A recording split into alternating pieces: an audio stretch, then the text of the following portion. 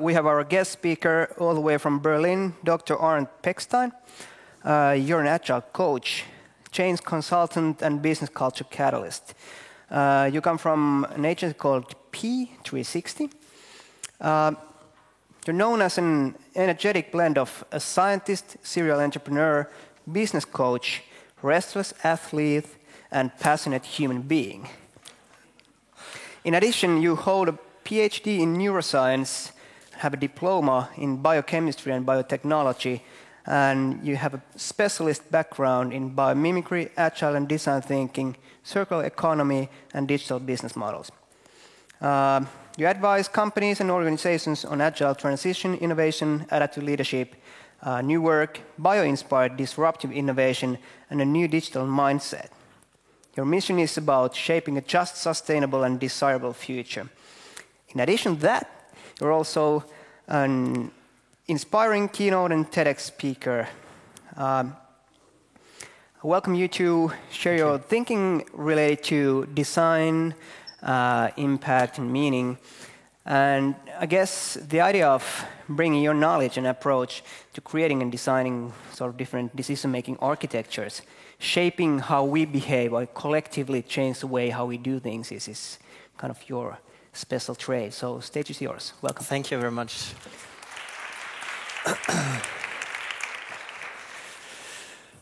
Hello, everybody. It's a great pleasure to be here. I'm very delighted to talk about hybrid thinking today and an approach that is for meaningful impact. I want to talk about this. I have various hats on. As I said, I'm a founder of an agency where we work with organizations to bring a cultural change into organizations, how you can work value-driven, how you also work in a complex world. I'm also founder of a non-profit organization where we bring kind of a new mindset to the public, to schools, to kids, where we teach them how they can learn from nature.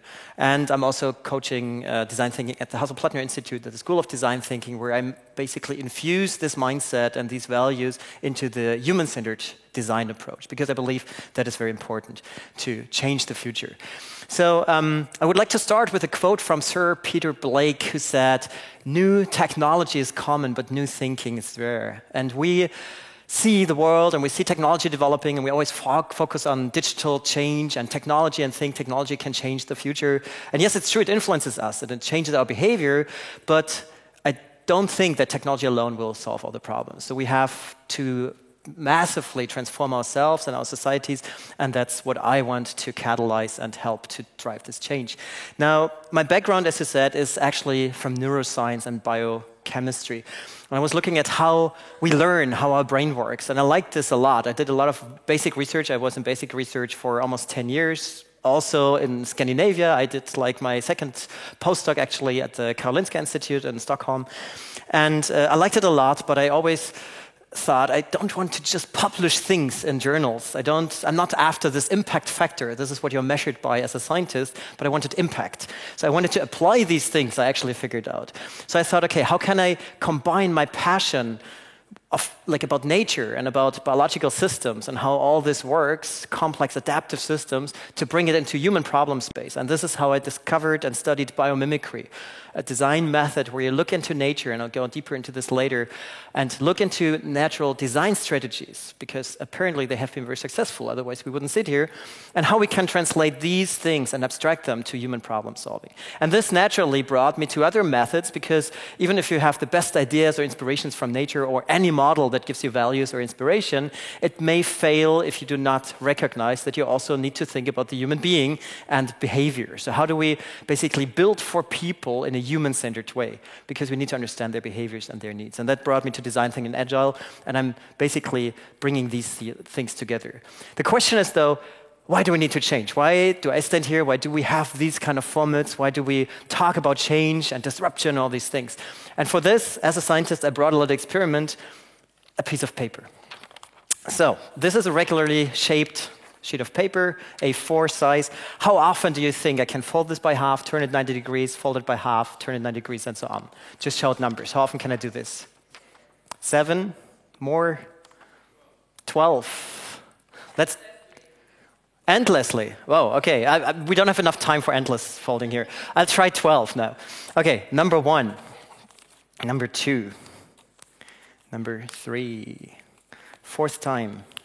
5th time. 6th time. It's getting harder. Well, 7th time, maybe. So 7 was a pretty good guess. I can't manage 12. I'm not doing it endlessly here. Now, second part of the experiment. Imagine I could do this 50 times, 50. How thick would this stack of paper be? Now being maybe 2 centimeters. How thick would it be? 50 times. Just shout again.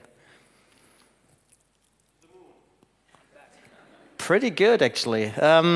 Still too short. 150 million kilometers, once from the Earth to the Sun. And if I folded it to 51st time, so once more, it would go from the Earth to the Sun and back. So what we experience here is exponential development. This is what you see along this blue curve. This is how technology develops. This is how our networks and our global connection develops. But this is not how we are able and capable of thinking. We think along this white graph. We have a linear thinking path. And the gap between how we think and predict what will happen in the future and what actually happens, this gap grows wider and wider. And this is, on the one hand, exciting. On the other hand, this is in a way scary because all our predictions about the future become more and more inaccurate and short-term.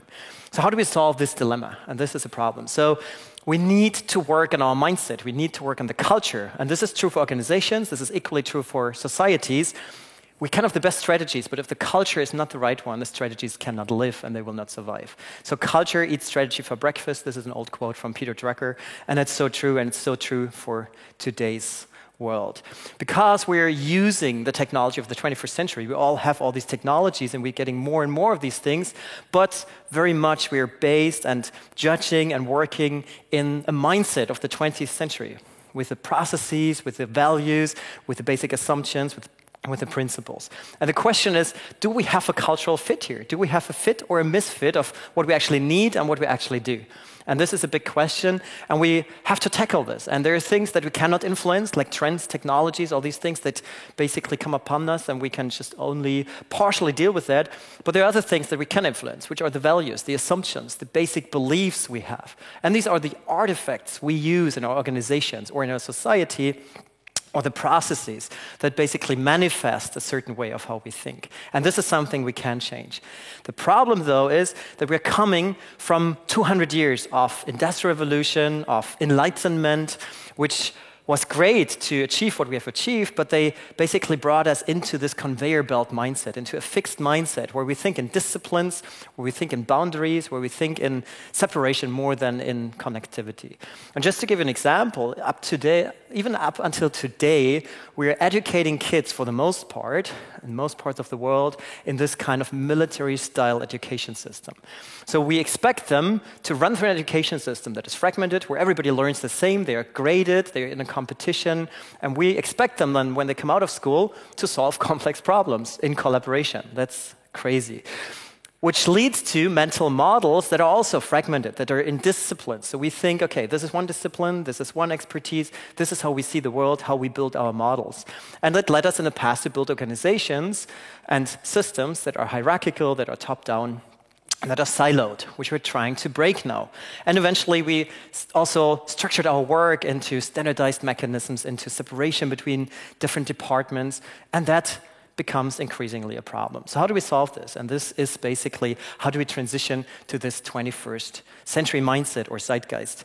And we see, if we look at these skills and competencies we need, that on the left-hand side, these are the things we learn in school. These are all the literacies. Of course, we need to learn to read, to calculate. We need to have a certain tech literacy, culture, financial knowledge. This is all important and basic and common knowledge. But these are things that will be and are already by now pretty much taken over by machines. But what we don't learn in school up until today, for the most part, are these skills and qualities on the right-hand side. These are skills that are about creative problem solving, about systems thinking, about collaboration, but also about things like leadership or self-reflection, empathy, all these things that are human values and human-based interaction patterns and skills.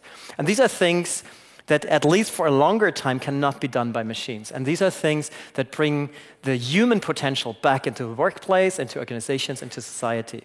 So I always describe my work as the humanization of the workplace, because I believe the more we become digital, the more we have to develop exactly these skills to interact and to solve problems collectively.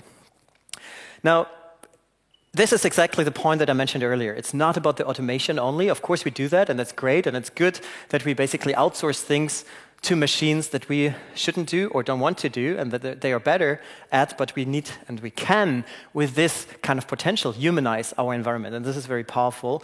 And in that sense, we have to think, what are traditions that are worth keeping, but what are things that we just do because we've always done them that way, that we need to challenge, because the time has changed. And tradition as such is not a business model, and we need to always challenge our basic assumptions and think, what is it that is still the right thing to do today and tomorrow, and not only because we have done it always like this. So the question is then, how do we transition to that new mindset, to this digital mind, where we basically have these new values and reflect upon what we have done in the past. And this is a concept that I call hybrid thinking, because it's not just one thing or the other or competing domains, but it's really to bring together different things in a hybrid way. Because what we need to start with creating new things, with creating something we desire, to create a meaningful future, is to have a vision, a positive vision of something we want. And that's really a problem, because if we look at the news, if we look at how most of the things are communicated, we see dystopies, we see like negative images and negative news, and we don't have this one thing that we aspire to get at. And we need this vision, because this is something that aligns people and that drives people toward a common goal. And we need to have underlying values, things that help us to evaluate, is that a good thing that we do, or is it not? The second thing we need is to understand and acknowledge that because of that education, I rather call it conditioning, which we have done in the last century, we're not using the full potential of us as human beings, because there's way more than just analytics and all these data-driven things that we're like right now so obsessed with, but there are other things like intuition and empathy and emotions that help us big time, especially in complex environments. And I'll go deeper into this later. And then we can go deeper into collective procedures. How can we co-create? How can we together solve problems in order to create models and systems that are sustainable, that are value generating and value creating? And that is the powerful thing, and this is this hybrid approach. How can we basically close that circle, starting from a vision and creating systems that we really want, a future that we desire and that we are proud to inherit to our children? And that starts, as I said, with a vision. We have to start with a big thinking, and we shouldn't be afraid of this kind of moonshot thinking, which actually came from the Kennedy era, when he said in the early 60s, this decade, we want to go to the moon. And he said it, and the head of NASA, he was really very scared and said, I have no idea how we shall do this. And Kennedy said, I don't say it because it's easy, but I say it because it's hard, and this will spur it to the largest achievements we can get. And we know the rest is history. They made it at the end of the 60s. And also today, we have companies or certain organizations that have this big vision. And they communicate big things. And if we stay in this realm into like space exploration, there are companies that want to explore the moon and the Mars, and I personally don't think that this is the right thing to do. I don't think we should build Earth-conditioned colonies on the Mars or the moon to basically escape from a planet that we've destroyed, but we should rather look at our planet that we have, that we share, and look at what can we learn from the planet, how can we restore and preserve what we have here, this wealth and this beauty. And this is the first principle, basically, coming from this vision and from this, where do we get inspiration and where do we see our values? It's looking at nature, because apparently nature has done something pretty well on this planet, because otherwise we wouldn't sit here. And nature has been around for 3.8 billion years. 3.8 billion years. That's a long time. It's an astronomical number, and we can't wrap our heads around this.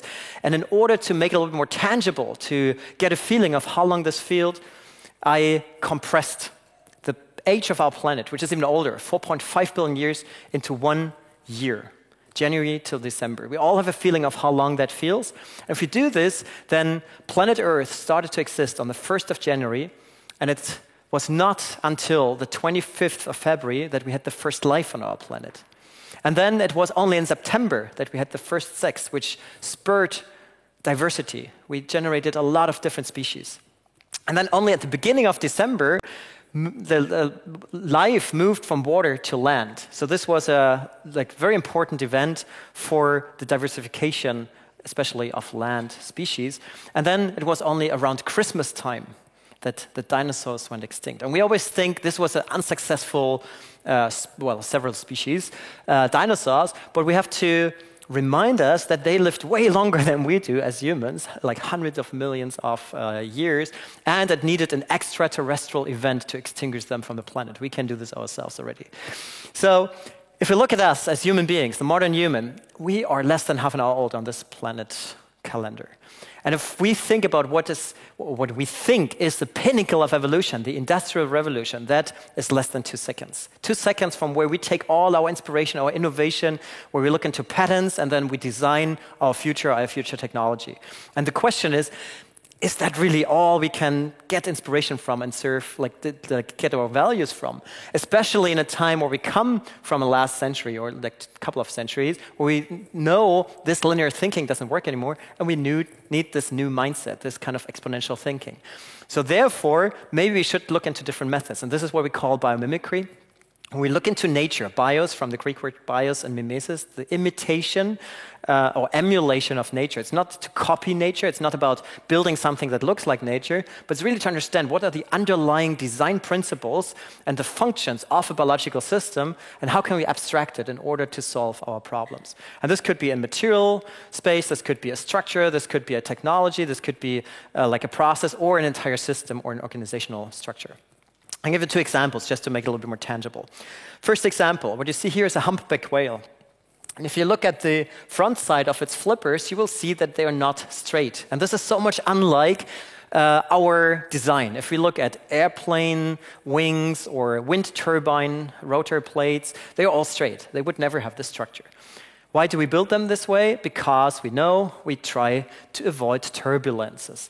Well, it turned out, if you put this in the wind channel, yes, there are turbulences created, but nature does it the opposite way. It does not try to avoid turbulence, but it uses them in a meaningful way. Because if it does so, what happens? These vortices, these little turbulences, stabilize the wing and reduce the drag and increase the uplift. And if you transfer this design onto wind turbines or industrial fans, they become more energy efficient. You can save material because you can make the blades shorter. If you put them into computers as fans, you can use half of the ribs. You save basically half of the material. They are less noisy. They are more energy efficient. And that is interesting. It's a structural solution to an energy and material issue. And this is an entire new concept, not trying to base our decisions on what we've always done, which is trying to avoid turbulence, but rather looking into nature and thinking, okay, how can we use turbulence in order to improve efficiency? And this is an entire mindset shift. This is doing not just improvement of existing things, this is radical new thinking, and this is what nature can teach us basically about innovation. Second example, more in the organizational realm, that's where I'm more active actually. If we look at the beehive, we'll see that about 90% of the bees are so-called conformity enforcers. These are bees that do exactly the same thing as the majority of bees. They fly to a food source that's over there, they come back with some food, then there are some bees in the hive that are so-called inner judges. They evaluate how much food did you bring in, and then there are resource allocators. They distribute the rewards based on how much you brought in. Very simple system. But then there are 5% of the bees. They are called diversity generators. These are the rebels. They fly to a different direction. They look for different food sources. They come back because they found something. They do their funny waggle dance. Nobody listens because everybody's rewarded. Everybody's happy. They are not barely seen because the entire beehive is like in a bus. But what happens if this food source is slowly to be exploited and empty? What happens, they come back with less food, they get less reward, they move less, and suddenly these 5% of the rebels, of these diversity generators, become suddenly visible. And the other bees then think, okay, well, maybe I should follow this pattern because obviously I get more reward. So what happens now is a shift in behavior just because of these 5% who didn't do what everybody did. And that's exactly what we need. We need disruption in systems. And it's the same is true for organizations. We need change constantly. We need to disrupt ourselves constantly. We need to have this creative rebels in our organizations, in our societies, because only then can we make sure we are resilient. We can survive changing conditions, because eventually something will change and it's not all stable. So the second part, the second pillar of hybrid thinking is, how can we use more than what we use right now from our mental capacities? How can we use our intuition? How can we use empathy? How can we use all these soft parts of our brain and our mental capacities? And this is so important, and why, I will show you now. What we've used so far in the 20th century is mostly the cortical areas of our brain. They are responsible for language, for knowledge, for analytical skills, for all these things that are rational, that are conscious. And this is where we have based our KPIs on. This is what we can measure. We are very good at this. And it's very much needed. But these are also things that we can more and more outsource to machines, by the way. What we've not used so much, at least in the professional realm, that's something we always said, oh, that's something private. You don't talk about emotions. We don't judge by intuition. We judge by numbers and by knowledge. But what we need now is this kind of intuitive part from the limbic system, because that is responsible for intuition, for trust, for loyalty, for empathy, but also for decision making. And in a world that is becoming increasingly complex, where we cannot always know everything, and where we don't know the relationships, we have to use intuition and gut feeling to take quick decisions. And that's still by far the best mechanism in many ways to work with heuristics and not with just number-based decisions. And yes, we can enrich it, we can combine it. Then we can use data-driven decisions, maybe by machines and big data, but this intuition is still the quickest way to make sense in a complex world. And just to show you how strong that system is, I've brought a video. In this video, which will show you a hollow mask that rotates. And you know this mask is hollow. And your eyes, your sensory input will tell you that this is a hollow mask. And your cortical system, because I told you, will tell you constantly this is a hollow mask. And yet, because faces are so much empathy-based, and this is probably the closest we can get to the same species, your limbic system will override all that knowledge, all the sensory input, and you'll see it in a second. So try to see this mask as a hollow thing. It should rotate now. Maybe you can click on it, please. Well, it doesn't rotate. So we tested it before, but anyways. Well, then we'll leave it out. What you would have seen is a rotating mask, and as soon as the features of the mask show up, you will suddenly see it as a convex image. It will not be concave, it will not be hollow anymore, the nose will stick out. And this is simply because your limbic system will tell you that faces always stick out. This is how you know the world. And this is how the limbic system overrides all the sensory and cognitive knowledge and input you have. Now, what we need to know in summary is need to use is the analytic and data-driven skills together with the creative and intuitive skills. And this together is very powerful. But this also requires that we abandon old thinking patterns, which is, for instance, one of them, the bonus system. In the past, and even up to now, we have said, okay, what we reward, or when we reward something, we get more of the desired behavior. If we punish something, we get less of the undesired behavior, classical conditioning. And in the 70s already, we know this since the 70s, by the way, and still we don't use it for the most part. Economy researchers have tested this assumption. Is this true or not? So they have put people into tests and put into different groups, some which get like lower reward, middle reward, and high reward. They have given them tasks of different kind of fields, like creative tasks and motoric tasks only, or mixed tasks. And they basically confirmed, yes, it's true. It's true that you are better if you get a higher reward as long as it's only a mechanical task. But guess what? Most mechanical tasks are automated by now. And they also figured out, as soon as you even only need slight creative skills to solve a problem or to finish a task, it's exactly the opposite. Those with the highest reward have the lowest performance, and those with lower rewards get higher performance. And they've done it in different cultural contexts, and they've done it in various settings with different reward systems. And it always turned out extrinsic motivation doesn't work in creative tasks. So what is it then that drives people to intrinsic motivation and to performance? And it seems to be three different things. And Daniel Pink talks about this. You can also check this online, a very interesting research he's doing. It's, for one, autonomy. People want to have a certain degree of flexibility and autonomy to decide upon certain things, to work on things they like, and to not be fixed in all things they have to do. Second thing is mastery. People have pleasure in developing themselves. When you go home after a busy workday and you learn another language because you want to travel a month later, or you play the guitar and you're taking a lesson, you don't do this because you want to become a rock star or want to make money with it. You do this because you find pleasure in advancing in that skill, in this hobby. And this is so powerful. If you can bring this into society, into workplace, this is something that drives people. And the third thing is purpose, something that people want to do and where they see I'm contributing to something that is meaningful for me. And this can be to save the world. It doesn't have to be. It just has to be something that I know what I do contributes to something. And in many workplaces and also in society, people are working a lot and don't get recognition for what they do. And that makes people sick. If you have all these three things, of course, you need to still pay people, at least in the current economic paradigm, but adding extra money beyond a certain comfort level doesn't add any performance or motivation. It's these things that add, basically, performance and motivation. And this is something we need to acknowledge, and this is so much about people and about how you know and how you support and nurture people's environments, and this is something we need to get it. And this is tightly linked to a concept that comes from Japan and from Asia about the ikigai, the purpose of life.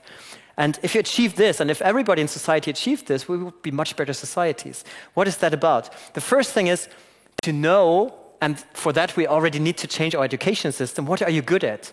Because then you cannot basically standardize that education system, because different people are good at different things, and we need to acknowledge this. If you find that, you will be passionate about this, because something you're good at also gives you pleasure. What is it that you love? These two things, if you're good at something and really love doing it, that's amazing. Now, if you can do these things together and combine them to create something that people need, and then you get paid for this, then this is paradise. And this is where we need to get it. What is it? What reward do we get for something we do that people need, that we're really good at, and that we really like? And if we get people to first of all, recognize this, to discover this in themselves, and contribute this to societies, we can create amazing societies. But for that, again, we need to break our thinking patterns, because it's not about these old thinking patterns where we're all ourselves and we're all competing. And just to show that pattern and to basically also warm you up a little bit in halfway through my presentation, almost a little bit further, I want you to do a little exercise, a little experiment again. I want you to pair up with the partner sitting next to you, with the person sitting next to you, and I want you to do this little game. The game is maybe a note from school. You put your hands together, thumbs up, and you try to collect as many points as possible in 20 seconds. When you get a point, you get a point whenever you manage to bury the thumb of your partner below yours. You have 20 seconds time, pair up, and try to get as many points as possible. Start now.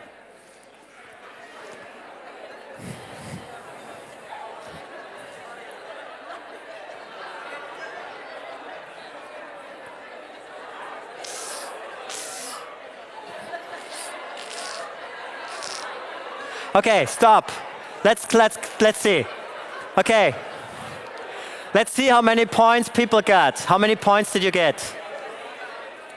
You didn't count. How many? Roundabout. How much? Hardly. 100. Okay. How many points did you get? Maybe one? Who got more than 1 point? Who got more than 5 points? Who got more than 20 points? Oh, still some hands up. Obviously, some people have done different things here, because between 1 and 20 is quite a difference. So what happened? I told you the rules. And these are our mental models, right? I told you the rules, collect as many points, and I told you how you get points. Your immediate reaction, and this is based on our mental models, on our conditioning, was one person wins, one person loses. That was an assumption you had. I didn't say this.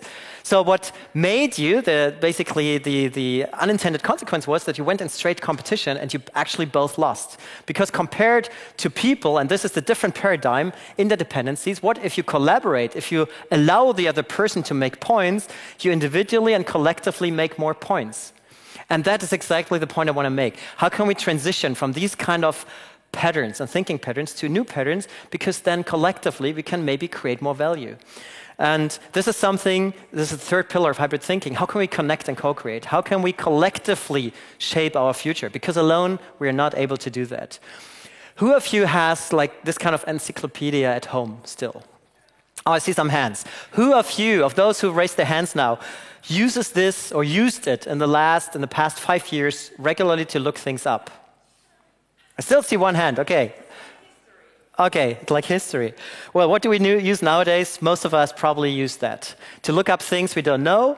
Why? Because it's easy to access, first of all. It's dynamic knowledge. It changes, it grows. This is something that was not even imaginable 15 years ago. This will replace the classic encyclopedia. And this is representative for this new mindset, where from an old world, we come from an IQ world, intelligent quotient, where we measure people's intelligence with a standardized test. And we say, 120, 130, 90. And we basically competed with being better and being experts. We move into a world, and we are amidst this world where we have this collective intelligence, the WeQ. Yes, we need domain experts, and that's not something I invented. This was invented by Peter Spiegel, a great German mind who basically compares these two things. And this collective intelligence, this is what we need in the 21st century. This is the cloud intelligence. We need, of course, experts and domain experts, but this is not enough. We need this T-shaped profile people where they have their depth knowledge, their domain knowledge, but they have the competence to connect with others and to collectively in cross-functional teams shape solutions. And this is where we solve the dilemma I showed you earlier. Alone, as individuals, we only think along this white graph. But collectively, we have this hybrid thinking mindset, because collectively we are like a network, we are like a cell that can sense different things, and if we have good communication patterns, we can approach this exponential curve. And this is what we need in order to create a future in a complex and hyperdynamic world. And this is exactly what we also see in the agile environment, which is such a big buzzword and really very often, sadly, also overused in the organizational context, because what we have there are the values that are underlying. There are a lot of methods and tools, but this is just nice to have. What is underlying are the principles and the values. And it is about focus. What is it actually that we want to do? Because usually in our old thinking, we get lost in doing everything at the same time, not getting done anything. It's about respect. It's about human values. How do we interact? How do we collaborate? How do we actually embark on collaboration? It's about courage to try things, to basically do things and get things done. But this also implies that we need an error culture, that we need to accept that errors, if we tried different things, which we need to do in a world that is changing and we cannot predict, we need to also allow errors to be made if we learn from them. And learning requires openness, so we need transparency about these things, and eventually commitment to do stuff. We need to stand behind our decisions. And then there are different ways to do that. But the most important thing is that we always start from what is desired. What is the human component behind what we do? It's not technology-driven. It's not economy and economic-driven. The first thing we should always look at is what do people need? What do societies need? What do organizations need? And then, of course, we can enable it through technology. And then we can make business cases around it. But we shouldn't start down there. We should start up there. And then there are different methods to do this. You can use design thinking based to explore the solution problem fit, and then you can use lean startup and other methods to validate whether this works, and then you can use different methods to actually develop it, but it should all be integrated. It's not one method or one thing that does it, but again, it's this hybrid of different things, and only if it's integrated and if there's an exchange, then it actually works. Now, the final thing, and the fourth pillar, is then to think in ecosystems or think in systems, because you can develop one solution, but it will fail if it's not embedded and integrated into the interactions of other things. And for that, I always show this quote, which I think is very powerful, because it's not only about improving things that exist, but it's sometimes really to radically think anew what we need to do. And especially also with this image, most of you probably know about light as a service, which some companies offer. And that is changing an entire ecosystem, because what happens if you don't sell a light bulb as a company, but you sell light hours, the entire value chain and ecosystem changes, because suddenly you as a producer remain like basically owner of that light bulb, of that product. So now if you sell light per hour, you're very much interested in building light bulbs that last. You don't have an interest in making them break quickly, that the customer buys a new one, because every time it breaks, you need to send a technician to replace the light bulb.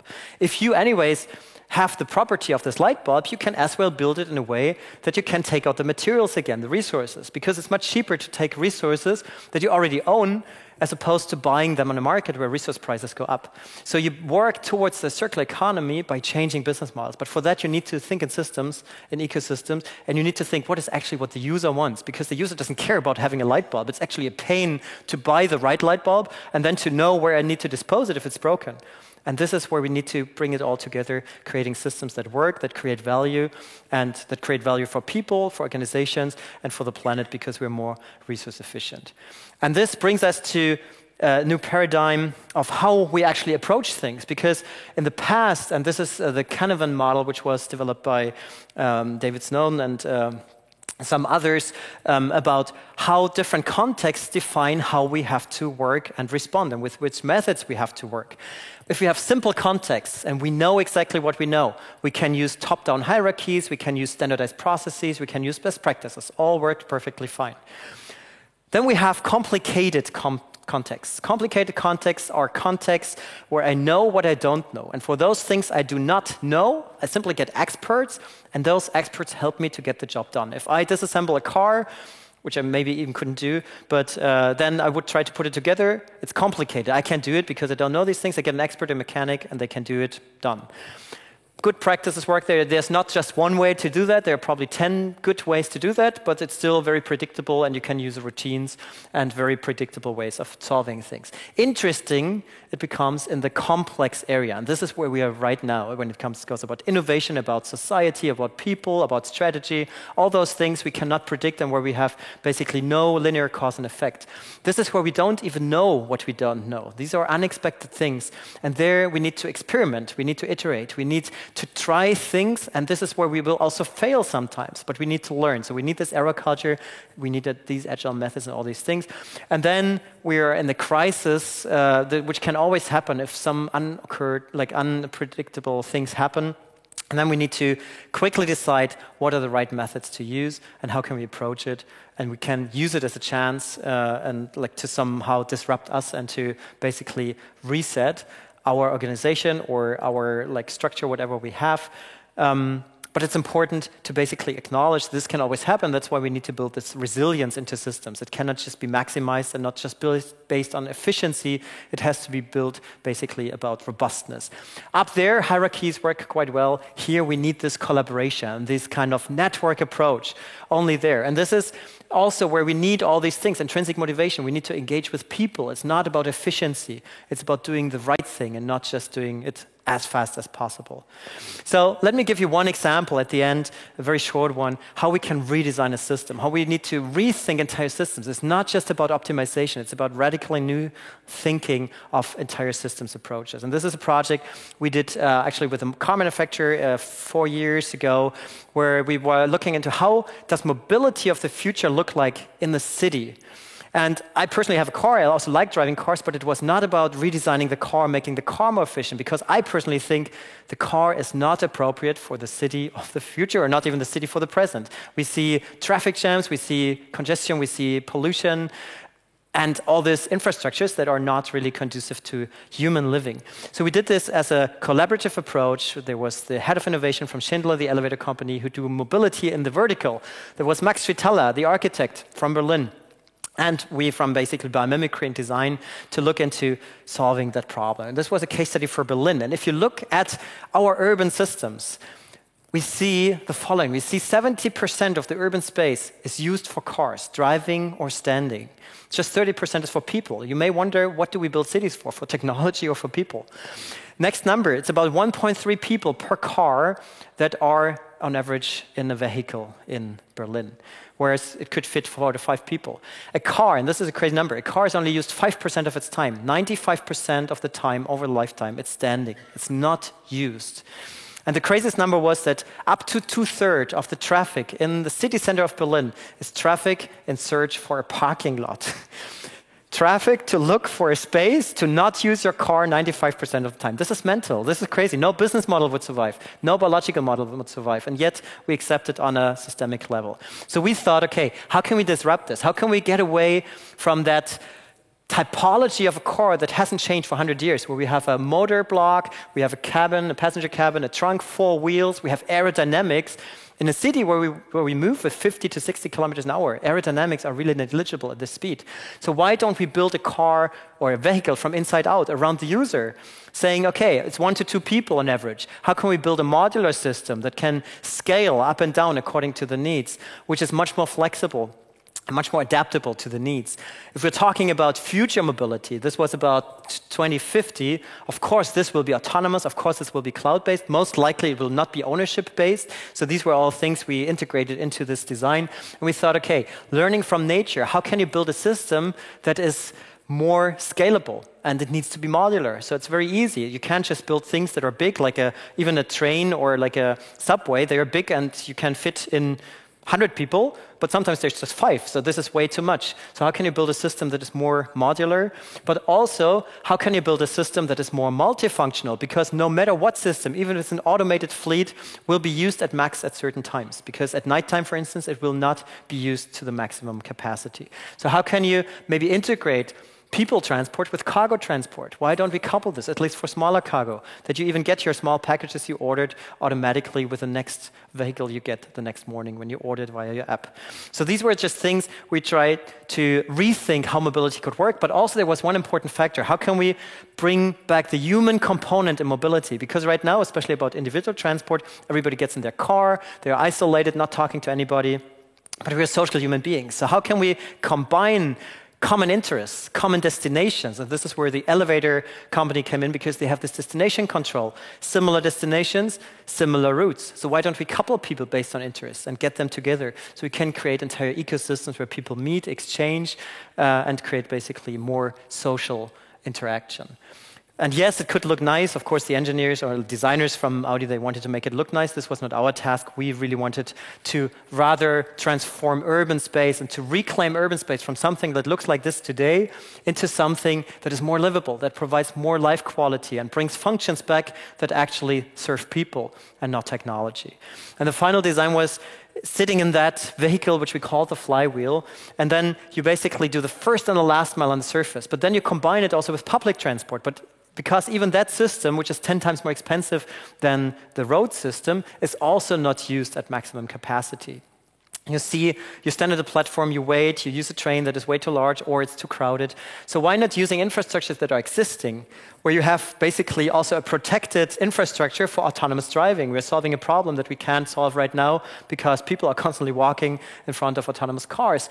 You have a charging infrastructure because you have electricity down there, which reduces the need for big batteries for the first and last mile. So you have so many things you can combine already.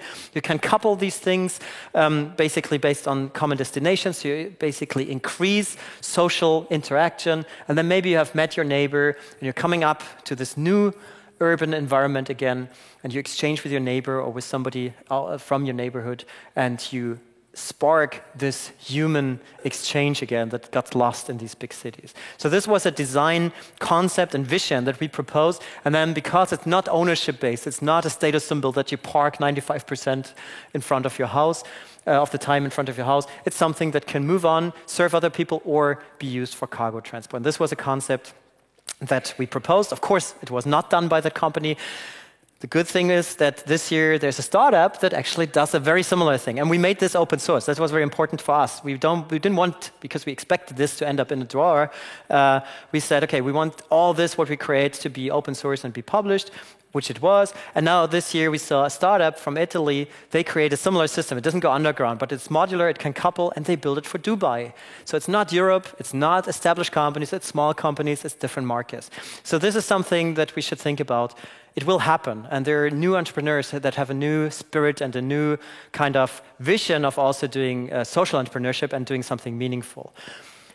What did I want to bring across? There are 4 things in hybrid thinking. The first is, what can we use as role models? How can we use, for instance, nature as an inspiration, but also as a value gold standard to drive meaningful change?